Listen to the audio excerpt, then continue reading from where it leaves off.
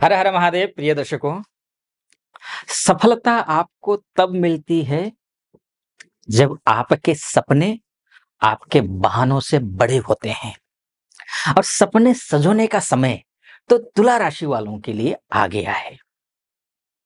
आपकी राशि के अनुसार मैं ये जो तूफानी 64 दिन हैं अर्थात अप्रैल के फर्स्ट वीक से लेकर के जून के फर्स्ट वीक तक का समय आपके लिए कैसा रहने वाला है, इसी विषय पर इस वीडियो में चर्चा करूंगा। आइए इसको समझने की कोशिश करते हैं। सबसे पहले बात कर लेते हैं आपके सोर्स ऑफ इनकम की बात कर लेते हैं। सूर्य की बात कर लेते हैं। सूर्य आपकी कुंडली में उच्च के होंगे, कहाँ होंगे? सप्तम भाव में उच्च के होंगे। अभी षष्ठस्थ सूर्य हैं, अब 14 अप्रैल से यहां आ जाएंगे। षष्ठस्थ सूर्य भी अच्छे होते हैं और ये हंता योग बनाते हैं, कोई खराब नहीं है। लेकिन हाँ, ग्रहण योग बना हुआ है, तो ग्रहण योग की वजह से संभव है कि सूर्य का पूर्ण फल आपको न मिल पा रहा हो। लेकिन 14 अप्रैल से लेकर के मैं बात फर्स्ट अप्रैल से भी करूंगा, फर्स्ट वीक से भी करूंगा। लेकिन सबसे पहले सबसे अच्छी बात आपको मैं बता देता हूं कि वो ये है कि सूर्य बहुत अच्छा है आपका। 14 अप्रैल से लेकर के 1 महीने के लिए 15 मई तक का समय है। 1 महीना आपके लिए सोर्स ऑफ इनकम को जनरेट करने के लिए बहुत अच्छे हैं। आप जिस किसी भी क्षेत्र में हैं, जहां अगर आप पराजित हो रहे हों, हार मान रहे हों, हार चुके हों, मनोबल टूट गया हो, अपने से सीनियर से इज्जत ना मिल रही हो या फिर काम का क्रेडिट ना मिल पा रहा हो, बॉस के साथ रिश्ते खराब हो रहे हैं, प्रमोशन हो नहीं रहा है, पिताजी के साथ भी रिश्ते अच्छे नहीं होते हैं। बिज़नेस है कि बिल्कुल बुझ सा गया है, बिज़नेस है कि ठप सा हो गया है, शटर डाउन करने की स्थिति में आ गई हो, इन सभी क्षेत्रों में आपको सूर्य के उच्च के होने से सफलता मिलेगी, शुभ होगा, अच्छा होगा, चिंता करने की ज़रूरत ही नहीं है। हाँ, नुकसान भी कुछ है। नुकसान ये है कि आपका दाम्पत्य जीवन में अगर पहले से ही कटुता है, ये कटुता बढ़ सकती है। अगर आप कहीं बातचीत कर रहे हैं विवाह के लिए, वर या वधू की तलाश में हैं, तो उस स्थिति में रिश्तों को बेहतर बनाने की कोशिश करिएगा और गहराई में जाकर के समझने की कोशिश कीजिए और बिल्कुल डाउन टू अर्थ रहिए। अन्यथा ये रिश्ते बिगड़ सकते हैं। वैवाहिक जीवन में जुड़ना हो या जुड़ चुके हैं वहां कटुता हो, उन दोनों क्षेत्रों के लिए ठीक नहीं है। तीसरा, आपके पार्टनर के साथ में नोक झोंक हो सकता है।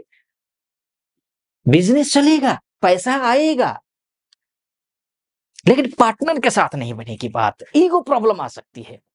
ये ईगो प्रॉब्लम भी नहीं आनी चाहिए, क्योंकि आपके राशि के आपकी तुला राशि के हिसाब से ये सूर्य के माध्यम से तो अच्छा ही अच्छा है, चिंता की बात ही नहीं है। लेकिन बात एक केवल सूर्य की नहीं है ना, बात मंगल की भी है। बात यहाँ जो पंचग्रही योग बन रहा है, उस पंचग्रही योग का भी तो है ना। अब बात सूर्य के बाद बात कर लेते हैं, मंगल की कर लेते हैं। मंगल की बात करें तो आप निराश होंगे, आपके लिए बहुत अच्छा नहीं है मंगल।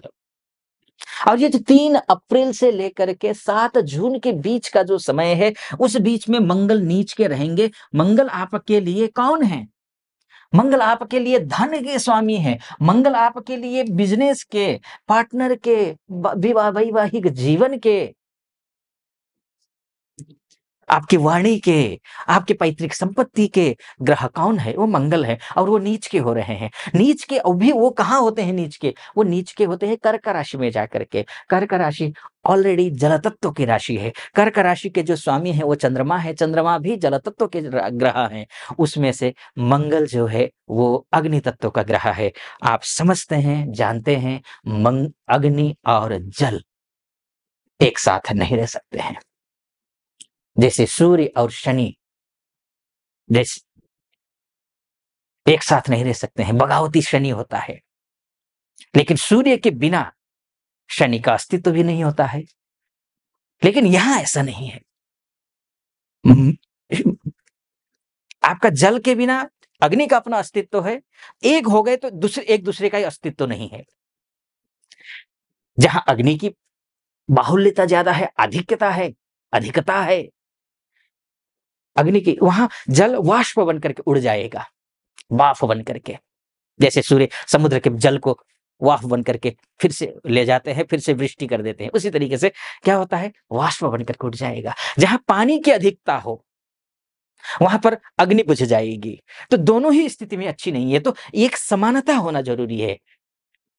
यही अग्नि पूरे जंगल को खाक भी कर सकता है।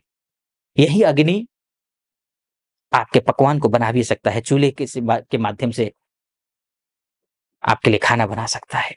अग्नि का इसका बैलेंस बनाना ज़रूरी है। और बैलेंस कैसे बनाएँगे आप? शिव जी की पूजा करेंगे एक, दूसरे हनुमान जी की पूजा करेंगे। आपको हनुमान मंदिर जाकर के हनुमान जी की पूजा करनी है, इस बात का ध्यान रखना है आपको। और शिव जी की पूजा करेंगे, ओम नमः शिवाय, इस मंत्र का जप करेंगे। अगर ऐसा कर या फिर मंगल का जाप करिए या फिर चंद्रमा का जाप करिए। ये करना आपके लिए ज़रूरी, अगर इतना कर लेते हैं, तो आपका अपयश नहीं होगा। क्या-क्या नहीं होगा, ये बताऊँगा। उससे पहले एक निवेदन करना चाहूँगा। यहाँ तक पहुँचे हैं, सटीक लग रहा हो वीडियो, चैनल को सब्सक्राइब, लाइक और कमेंट ज़रूर कर दीजिएगा। और महादेव का भक्त हूँ, कृपा आप पर भी बनी रहे, इसलिए ओम नमः शिवाय कमेंट बॉक्स में लिख दीजिएगा। 5 बार, 11 बार, 21 बार, जो भी श्रद्धा बने आप लिख दीजिए। चलिए, क्या नुकसान से आप बचेंगे शिव जी और हनुमान जी की पूजा करने से? इसको समझिए आप। मंगल जब भी नीच का होता है, आपन को आपके ऊपर अपयश लगते हैं, लांछन लगते हैं, जो आपने नहीं किया है, उस काम का भी दोषारोपण आपके ऊपर मढ़ दिया जाता है, लगा दिया जाता है, एक। दूसरी बात, कॉन्फिडेंस लेवल लो हो जाता है, अपने फ्रेंड सर्कल का सहयोग नहीं मिल पाता है, भाइयों का ही सहयोग नहीं मिल पाता है, भूमि नहीं बिकती है या नहीं खरीदी जा सकती है, घर, गाड़ी इत्यादि में नुकसान होता है, बेचना चाहे बिकता नहीं है, खरीदना चाहे खरीदने के लिए पैसे का इंतज़ाम होता नहीं है, अगर खरीद भी लेते हैं, तो भी गलत जगह पर पैसे का इन्वेस्ट हो जाता है।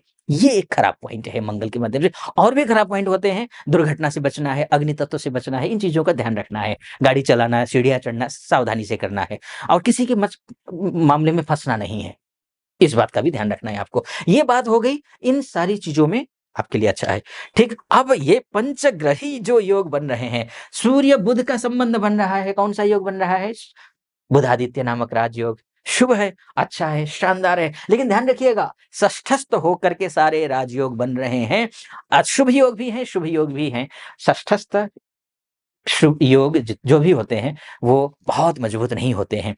इनको प्रयास करने पर, अपने आचार, विचार, व्यवहार, संस्कार इत्यादि को सही रखने पर, डिसिप्लिन ड्राइव लाइफ रखने पर ये मजबूत कर सकते हैं। तो कौन-कौन से योग बन रहे हैं आइए समझते हैं। सूर्य बुध, बुधादित्य नामक राजयोग। बुध और सूर्य और शुक्र, शुक्रादित्य नामक राजयोग अच्छा है, शुभ है, बहुत बढ़िया है। कोई गुप्त कार्य हो सकते हैं, स्वास्थ्य को लेकर के अच्छा है, लेकिन स्वास्थ्य को लेकर के बढ़िया है, कोई चिंता की बात नहीं है। इसके बाद जाकर के बुध शुक्र का संबंध लक्ष्मी नारायण नामक राजयोग, नीच भंग राजयोग भी बनता है, ये भी अच्छा है। विपरीत राजयोग बनता है, ये भी अच्छा है। यानी कि पैसा, पावर सब कुछ ठीक रहेगा, ये इन योगों में, ठीक? उसके बाद जाकर के आइए कौन-सा योग बन रहा है इसको समझते हैं। राहु, खराब योग, राहु शनि पिशाच योग, खतरनाक योग है, बहुत खतरनाक। श्रापित दोष, प्रेत बाधा दोष, धूर्त योग, ये सब बन रहा है। राहु बुध का संबंध जड़त्व योग, बुद्धि को जड़ कर देगा, प्रेजेंस ऑफ माइंड ही खत्म कर देगा, डिसीजन प्रॉब्लम दे देगा, ये खराब है। किसी के साथ आपने बुरा किया है तो समझ लीजिए भुगतने के लिए तैयार रहिए, नुकसान पहुंचाएंगे। शत्रु भाव में जाकर के बैठा हुआ है, शत्रु से सावधान रहना है, क्योंकि इतने ढेर सारे योग यहाँ बन रहे हैं। किसी से न शत्रुता लेनी है, अगर शत्रुता किसी से है पहले से ही, बिल्कुल सीना चढ़ा करके जाना नहीं है, चीजों को खत्म करने की कोशिश करनी है, इस बात का आपको ध्यान रखना है। खैर, बहुत लंबा वीडियो हो जाएगा, बोलते बोलते मैं बहुत जो है डीप में जाने लग जाता हूँ। तो मैंने मोटा-मोटी तौर पर आपको बताने की कोशिश की है कि ये ग्रह इस भाव में जाएगा, ये होगा। वास्तव में आपकी कुंडली ही आपका डीएनए है, दर्पण है। आप कुंडली दिखाना चाहते हैं, आप स्त्री हो, पुरुष हो या फिर देश में रहते हो, विदेश में रहते हो, तो नीचे नंबर है, उस नंबर पे कॉल कीजिए, फिर व्हाट्सएप कीजिए, मेरी टीम से बात कीजिए, टीम से बात करके अपॉइंटमेंट ले लीजिए। मैं स्वयं आपकी कुंडली का विश्लेषण करूँगा। सटीक लगा हो सब्सक्राइब, लाइक और कमेंट ज़रूर कर दीजिएगा। आप खुश रहें, प्रसन्न रहें, महादेव की कृपा आप पर बनी रहे ऐसी मेरी कामना। अनुमति दीजिए। हर हर महादेव।